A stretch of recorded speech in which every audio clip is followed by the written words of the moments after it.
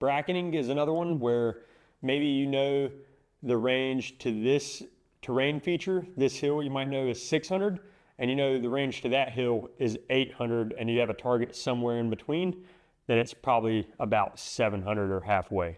Laser rangefinders, we already talked about that. Maps are another great tool. Unfortunately, there's not great access to maps in everyone's hands. As a topography map, laminated, that we have a protractor to use like we do in the military. However, there are a load of apps nowadays that allow you to do this. OnX Hunting, you know, loads of hunting and fishing apps and a bunch of other stuff, but you can use maps to really do this. Even Google Maps has a measuring tool. And if you get in there and you know how to change the settings from meters to yards or feet or something like that, it can be a great tool.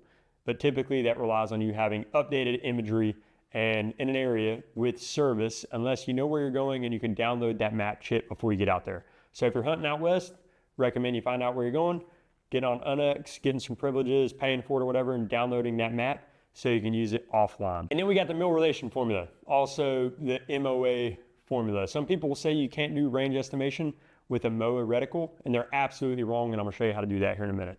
But you can use the reticle in your scope, if you have mill or MOA scope, just like a tape measure to determine how far a target is if you know the size of your target.